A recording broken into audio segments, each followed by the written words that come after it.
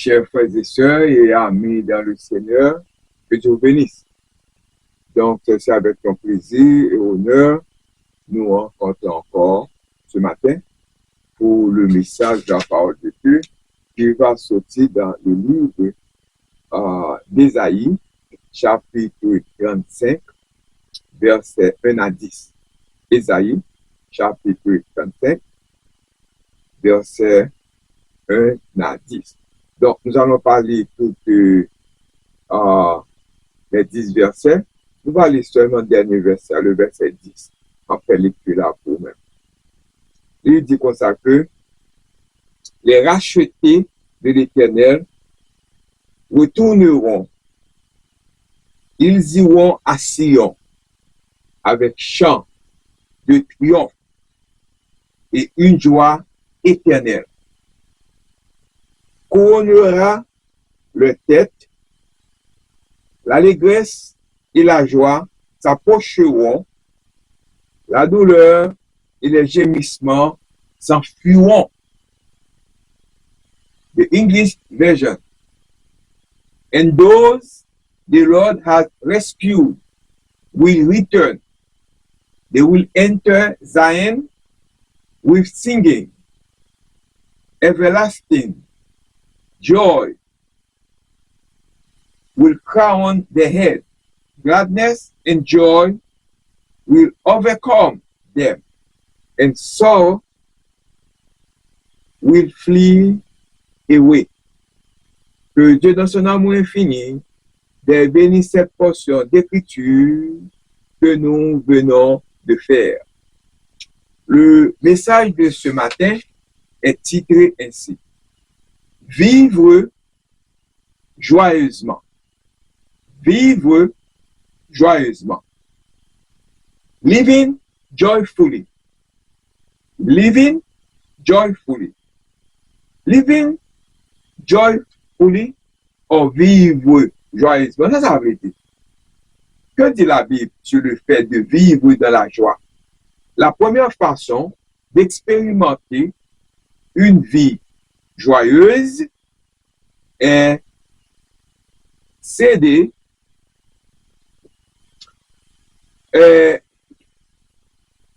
de se placer en présence du Seigneur. Parce que Somme 16, verset 11, dit-nous comme ça. Il dit comme ça que tu me feras connaître le chemin de la vie. Il y a plénitude de joie en ta présence, des délices éternelles à la droite, ou à ta droite. C'est ça que nous va développer au matin, hein? Vivre joyeusement ou bien living joyfully. Bon, là, nous regardons le sujet, nous voyons la joie dans le sujet, la joie ou bien joy, ou bien cœur content, paix. Joie ou cœur content, joy, kara. Ce mot joie au cœur ou cœur content ou kara est un mot grec qui signifie, dans la Bible, la joie est un profond sentiment de plénitude et d'espérance d'origine surnaturelle, enraciné dans la relation avec Dieu et indépendant des circonstances. Elle est considérée comme un fruit du Saint-Esprit. Elle est considérée comme un fruit du Saint-Esprit et une force spirituelle qui permet aux croyants d'endurer les épreuves et les souffrances.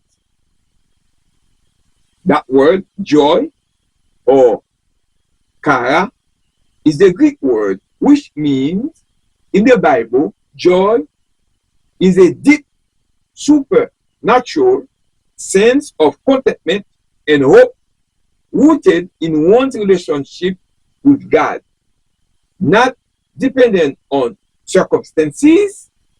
It is considered a fruit of the Holy Spirit and spiritual strength that allowed believers to endure trials and suffering. C'est ça que nous sommes capables de dire, de joy pour qu'on comprenne, joy que nous avons parlé, ou qu'on a un problème, ou qu'on a une difficulté, et puis ou bien la joie. Parce que ce bagage naturel lié, ce bagage spirituel lié, ce bagage plutôt surnaturel. Parce que il n'est pas venu de ça qui est autour de vous-même, il vient de relation avec bon Dieu. Ou bien joie dans le cœur, parce qu'on servi bon Dieu, parce qu'on convertit, parce qu'on a bon Dieu dans le cœur, ou connaît que, ou pas prêter dans la situation que vous y êtes. Donc, aujourd'hui, c'est le 3e dimanche de l'Avent. Le dimanche prochain sera le 4e dimanche de l'Avent avant la célébration de la naissance de Jésus. N'est-ce pas une période de fête merveilleuse? Of course. Bien que la Bible ne donne pas de date précise de la naissance de Jésus, mais elle indique que c'était en hiver. C'était un jour pendant que fait froid, Jésus était pas naissance. Today is the 3rd Sunday of Advent. The next Sunday will be the 4th Sunday of Advent before we celebrate the birth of Jesus Christ. Hasn't it been a wonderful time of celebration? Of course. Even though we don't have a date from the Bible, but the Bible says that it was a winter time. Mais quel est le vrai sens quelle est la vraie signification de l'Avent? Parce que nous parlons de l'Avent pour le français et Advent pour anglais. L'Avent, c'est un temps de préparation à la fois à la commémoration de la naissance de Jésus et l'attente de son retour. L'Avent, c'est un moment que nous avons préparé, nous avons fait préparation pour Jésus, pendant que nous fait ça pendant 2000 ans que ça, mais je dis, nous pas préparer nous de la venir comme un bébé, mais nous préparé nous la venir comme un roi qui cherche nous. C'est ça que nous apprétendons et puis nous avons tous célébré naissance qui était faite un jour comme ça. What is the true meaning of Advent? Advent is a Christian season of preparation and anticipation for the birth of Jesus Christ, focusing on theme of hope, peace, joy, and love. Christmas is a celebration of that birth, remembering that Jesus, the light of the Lord, the light of the world, has come. The two are connected with Advent, leading to Christmas and also preparing for the second coming of Christ. Donc, c'est tout ça que nous sommes capables de dire de Advent, nous avons une compréhension de ça que nous allons parler de même matière. Mais avant que nous entrions dans le message, ouais, on va dire un peu de mots qui écrit le livre d'Ésaïe. Qui a écrit le livre d'Ésaïe? Who wrote the book of Isaiah? Auteur, le prophète Ésaïe est identifié comme l'auteur du livre d'Ésaïe. Dans Ésaïe chapitre 1er, verset 1er, il explique nous ça. Date de rédaction, le livre d'Ésaïe a été composé entre l'an 739 et l'an 681 avant Jésus-Christ. Objectif de ce livre, quel objectif de ça? La mission principale d'Ésaïe était de prophétiser au royaume de Juda. Juda connaît des périodes de renaissance et des périodes de révolte. La Syrie et l'Égypte menaçaient de détruire Juda, mais la grâce de Dieu le sauva. Ésaïe prêcha la conversion pour sortir de péché à la délivrance divine. C'est ça que nous sommes capables de livre d'Ésaïe. D'abord, background de message de ce matin, background knowledge, information générale. Aujourd'hui, c'est un jour très spécial, le troisième dimanche de l'Advent. C'est le troisième dimanche de l'Avent et le compte à rebours jusqu'à Noël commencé. On fait beaucoup de choses pour se préparer à Noël. Nous faisons pile de bagages pour nous préparer à Noël, nous, n'est-ce pas? Oh, yes! Alors, si vous regardez dans la ville là, vous parlez autour downtown, vous passez dans les malls là, où est-ce que vous avez une préparation qu'a fait. Mais voyons, voir quelles sont quelques-unes de ces choses que nous faisons pour préparer Noël là. Il faut installer le sapin, en plus le monde installe le sapin, ça nous est en anglais Christmas tree, on a un picture là pour montrer où, ça c'est en plus le monde préparer Christmas tree, puis capable de célébrer Christmas. Ça son picture, yes, ça son picture, yes, ça son picture au Christmas tree. Donc, après ça, nous sommes capables de dire que il faut écrire, il faut gagner des décorations over la caille pour que nous, il faut écrire et poster les cartes de Noël. Par exemple, nous avons cartes de Noël là encore. Moi, je vais montrer où. Nous montrer nous écrire cartes de Noël, nous écrire Noël by plusieurs amis, nous, family members, pour montrer où que nous pensons au même moment ça. Il y a aussi beaucoup de choses à cuisiner, des biscuits et des bonbons. Yes, par exemple, nous faisons des biscuits, des bonbons, something like that.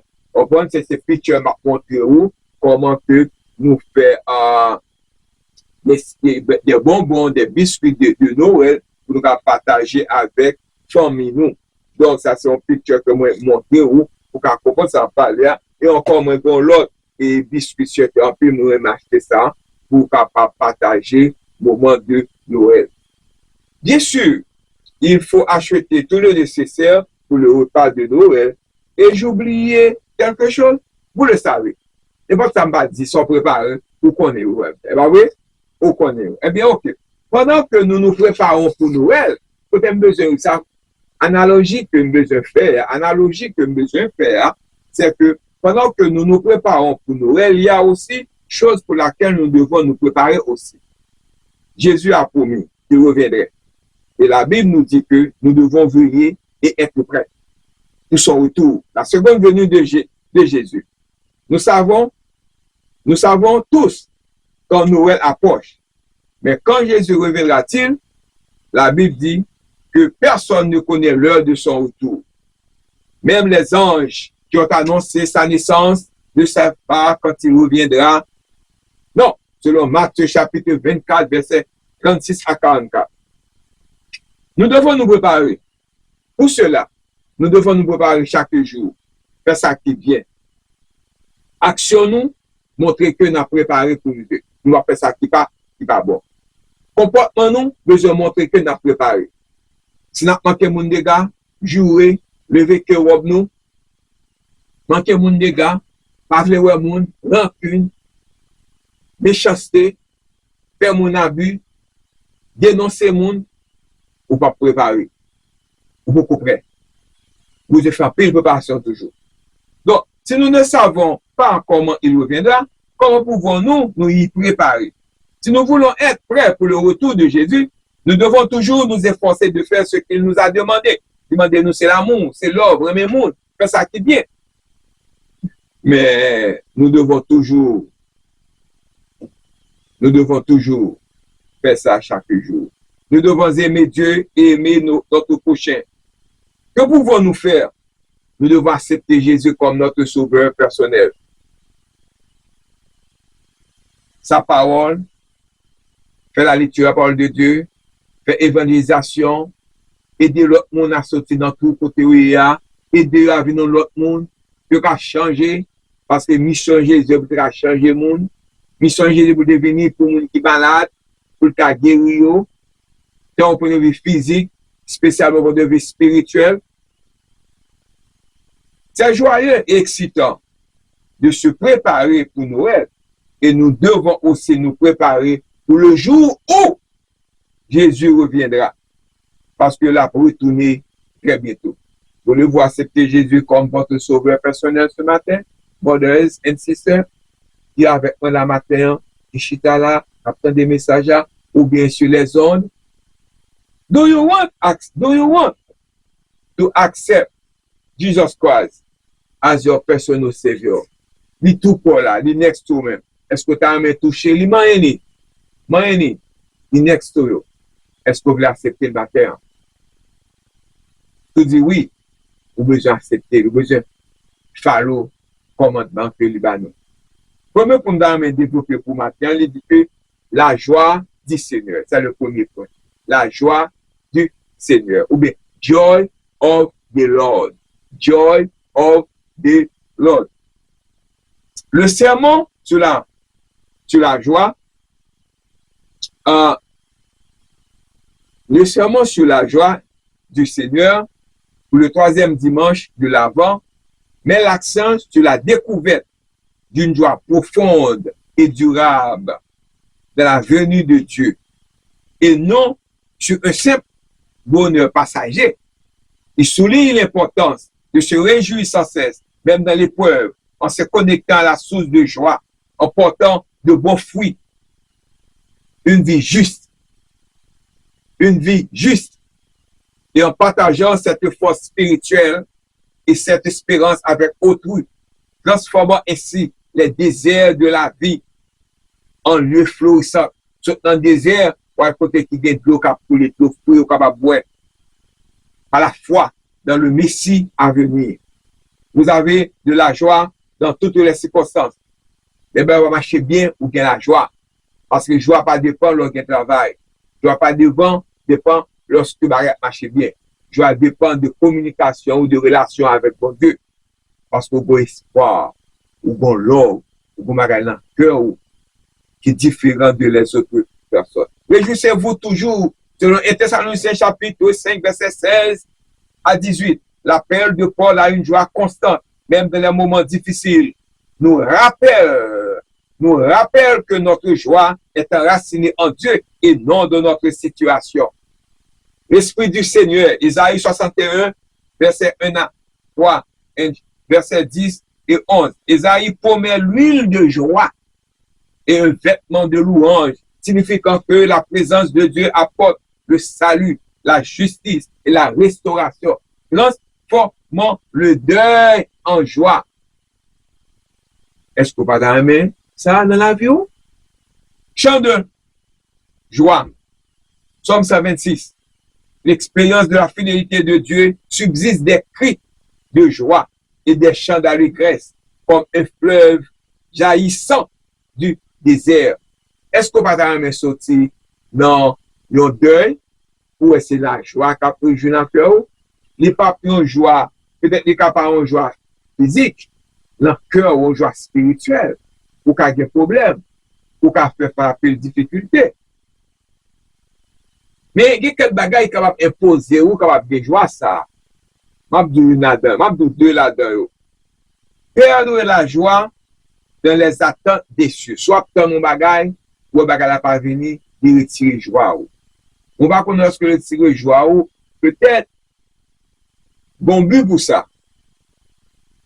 Attente déçue, c'est unsatisfied expectation. Attente qui pas satisfait.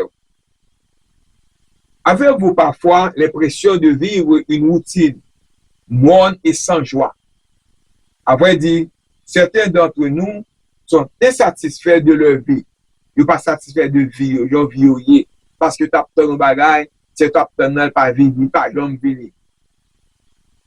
Vos attentes concernant votre mariage ne sont peut-être pas comblées, soit attentes de mariage, pas ça qui est arrivé.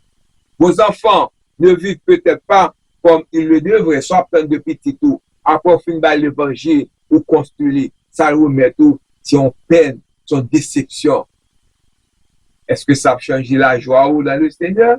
Est-ce que ça faut mettre blâme sur bon Dieu? Vous n'avez pas peut-être pas tout ce que vous désirez. Une plus grande maison, une plus belle voiture, un meilleur emploi. Un meilleur emploi. Je suis convaincu d'un esprit de satisfaction peut nous priver de joie. Écoutons, comme mon Paul a découvert le secret du contentement dans ce que Dieu lui avait donné, dans Philippiens chapitre 4, verset 12, je sais vivre dans le besoin et je sais vivre dans l'abondance. J'ai appris le secret d'être content en toute circonstance. Que je sois rassasié ou affamé, que votre pain plein comme grand goût, de l'abondance ou dans le dénuement. Il est intéressant de noter que Paul qualifie le contentement de secret. Il y a un mystère, bon mystère là-dedans, lorsqu'au grand goût est pour content. C'est le mystère spirituel. Lui a dû apprendre à vivre avec l'abondance, comme dans le manquement. Le contentement ne vient pas de la possession de tout ce que l'on désire, mais de la volonté de posséder tout ce que l'on a. Selon Matthieu chapitre 6, verset 13, verset 33, Matthieu chapitre 6, verset 30 et 33, il dit comme ça que cherchez premièrement le royaume et la justice de Dieu, et toutes ces choses vous seront données par-dessus. But seek first the kingdom of God and his righteousness, and all these things will be added to you. Est-ce que vous pouvez faire ça matin? Parce que bon Dieu pas plutôt comme ça. Bon Dieu veut que quand vous êtes fidèles avec lui. Pour le bagage permettre que vous perdu et ou qui est péché ou bien la joie, faire de la joie dans le péché non confessé. Lorsque vous péchez, vous connaissez coupable, ou pas, je demande bon Dieu pardon, pour retirer peine pour vous-même. Ce troisième obstacle, mais le deuxième obstacle à la joie est peut-être celui qui la chasse le plus de fois de nos vies. La culpabilité peut anéantir votre joie plus vite que tout autre sentiment. Le péché peut le faire fuir. David, c'est une situation ça. Ah! David l'a bien compris lorsqu'il a tenté d'ignorer les inspirations de l'esprit. Mon vocabulaire fait lecture de Psaume 32, verset 1 à 5. Je vais faire lecture ça pour moi. J'aime la façon dont ce psaume se termine. Après que David a reconnu son péché, sa joie revient. Elle fini de reconnaître le péché, joie vini. Remarquez dans le verset 11, réjouissez-vous en l'Éternel, soyez dans l'allégresse, vous les justes, chantez, vous tous qui avez le cœur droit. Avez-vous saisi? Il n'a pas se réjoui et goûté à la joie du Seigneur qu'après avoir confessé ses péchés. Cela ressemble beaucoup à ce que David a écrit dans le psaume 51, versets 7 et 8. Purifie-moi avec les eaux et je serai pur. Lave-moi et je serai plus blanc que la neige. Après David a reconnu son péché, sa joie revient. Est-ce que vous pensez à vous-même qui n'a qui difficulté que vous trouvez ou ça qu'on pense que bon Dieu pas aimé qu'on fait, pour t'as confessé péché avec bon Dieu, et puis pour t'as venu en l'autre monde, pour la joie t'as venu dans le cœur, et puis pour marcher vers l'avant. Et troisième point que nous va développer pour nous-mêmes, c'est exactement bâtisseur de joie. Bâtisseur de joie, fait joie venir dans le cœur. Comment on va faire joie venir dans le cœur? Joy builders. Premièrement, on doit reconnaître la joie de Dieu. Recognize God as a joyful. Recognize God as joyful. Reconnaître la joie de Dieu. Notre chemin vers la joie peut être grandement facilité si nous apprenons à percevoir le Tout-Puissant, non comme un tyran, il n'est pas un dictateur, mais comme le Dieu de l'univers. Le visage rayonnant de joie, lorsque j'ai découvert Sophonie chapitre 3, verset 17, j'ai dû le relire plusieurs fois, tant cette idée était nouvelle pour moi. Écoutez ce que Dieu ressent pour vous. L'Éternel, ton Dieu, est au milieu de toi. Un héros qui sauve. Il fera de toi sa plus grande joie. Alléluia. Il fera de toi. Il fera de moi sa plus grande joie. Il te rassurera par son amour. Il aura pour toi des chants d'allégresse. Dieu se réjouit de vous et exulte de joie lorsqu'il pense à vous. Difficile à croire, n'est-ce pas? J'aime la façon dont la Bible vivante paraphrase ce verset. Est-ce un cœur joyeux que j'attends? Non. C'est le Seigneur lui-même qui exulte à votre sujet dans un chant d'allégresse. Le psaume 104, verset 31 dit que la gloire de l'Éternel subsiste à jamais, que l'Éternel se réjouisse de ses œuvres. Ésaïe 65, verset 18 et 19. Mais réjouissez-vous et soyez à jamais dans l'allégresse. Soyez à jamais dans l'allégresse à cause de ce que je vais créer. Car je ferai de Jérusalem un délice et de son peuple une joie. Je me réjouirai de Jérusalem et je prendrai plaisir en mon peuple. Brothers and sisters, frères et sœurs et amis dans le Seigneur, pendant que nous attendons le retour de Jésus, pendant que nous célébrons la naissance de Jésus, nous besoin mettre joie dans le cœur nous. Si nous n'avons pas joie dans le cœur nous, c'est le moment pour nous le matin, pour nous chercher, mettre joie dans le cœur nous, pour nous capables de venir en l'autre monde, pour nous capables d'aller vers l'avant. Mon ami, si nous ressentons peu ou pas de joie dans nos vies, c'est peut-être parce que nous ne connaissons pas suffisamment Dieu. Si vous connaissez bon Dieu dans la vie, ou soit préparé, soit préparation pour tenir, ou supposez gagner la joie dans le cœur. Car la joie est l'une de ces qualités intrinsèques de Dieu.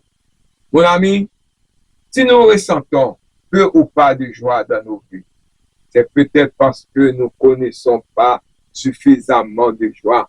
Car la joie est l'une de ces qualités intrinsèques. C'est ça que bon Dieu gagne dans lui-même. Lorsque nous reconnaissons en Dieu la joie, nous serons encore plus attirés par lui. Il n'est pas un juge distant qui attend simplement que nous fassions une erreur pour déchaîner sa fureur. Il nous a créés pour être sa joie. Il trouve une grande joie en vous. Il exulte à votre sujet dans un chant de joie. En considérant Dieu sous cet angle, nous découvrirons combien il prend plaisir en nous. Il est le bon jardinier qui veille sur nous avec une attention constante. Avec une attention constante. Il attend patiemment que ses fruits mûrissent et aspire avec une immense joie à la moisson. Puisqu'il a de l'enthousiasme dans tout ce qu'il entreprend et une douce satisfaction dans tout ce qu'il fait. Sa joie peut nous être transmise directement par son Esprit Saint qui habite en nous. C'est précisément ce que Néhémie a découvert dans Néhémie chapitre 8, verset 10. La joie de l'Éternel est votre force. La joie de l'Éternel est votre force. La joie de l'Éternel est votre force. Je prie pour que nous puissions nous aussi expérimenter la joie du Seigneur. Deuxième partie de dernière partie. Exaltons les attributs de Dieu dans le culte. Rehearse God's attributes in worship.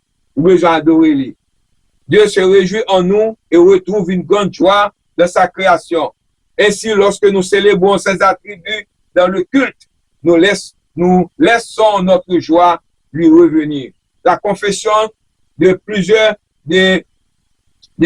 actions exprime, de plusieurs personnes expriment. Notre but principal est de glorifier Dieu et de nous réjouir en lui éternellement. Nous avons été créés pour répondre à l'adoration par la révérence et la joie.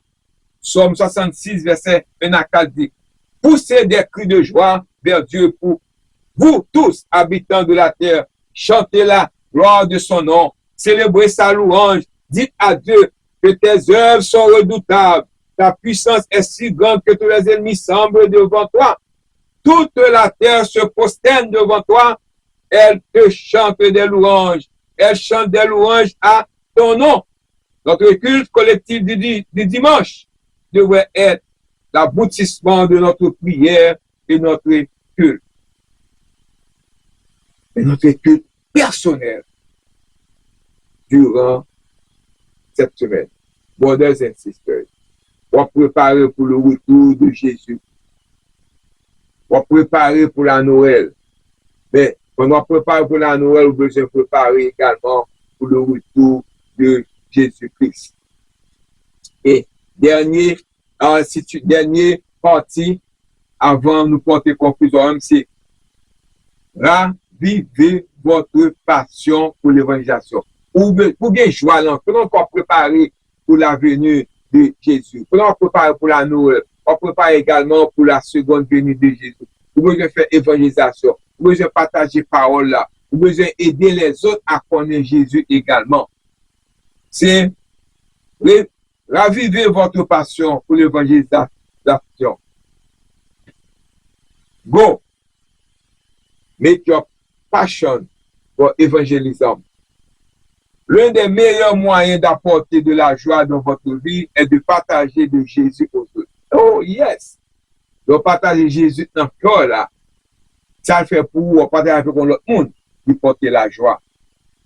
Philémon chapitre 6, je prie pour que tu participes activement à la diffusion de ta foi, afin que tu comprennes pleinement tout le bien que nous avons en Christ. Luc 15 nous décrit la grande joie qui règne lorsque les perdus sont retrouvés, lorsque la brebis perdue est retrouvée. Le verset 5 dit que son propriétaire la met joyeusement sous ses bras, puis rentre chez lui, réunit ses amis et ses voisins et déclare au verset 6, réjouissez-vous avec moi, car j'ai trouvé ma brebis perdue. Je vous le dis, de même, il y aura plus de joie dans le ciel pour un seul pécheur qui se repent.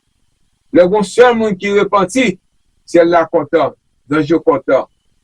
Moun ka pek moun dehors l'église, c'est là fâché.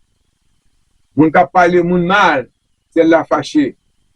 Moun qui pas converti, wap din yo, wap di ça qui pas bon yo même, c'est là fâché. On veut se ramener au plutôt. Est-ce qu'on prépare pour le retour de Jésus-Christ? Pour la préparer pour la Noël. Est-ce qu'on va la préparer tout pour le retour de Jésus? Lumière all over the place. Nous fait achat. Nous use crédit card. Nous fait combien achat? Mais est-ce qu'on fait achat également pour le retour de Jésus-Christ? On doit évangéliser. On doit faire l'autre monde connaître la valeur de l'évangile. Pendant qu'on fait ça qui vient, Jésus nous rappelle dans Jean chapitre 4, verset 36, que nous pouvons être remplis d'une joie immense lorsque nous participons à l'évangélisation. Déjà, le moissonneur reçoit son salaire, déjà, il moissonne pour la vie éternelle afin que le semeur et le moissonneur se réjouissent ensemble. Tous les deux besoin de réjouir ensemble. Moi, les quitter là. Dans mes conclusions avec vous. Avec conclusion. C'est confier vos problèmes au Seigneur.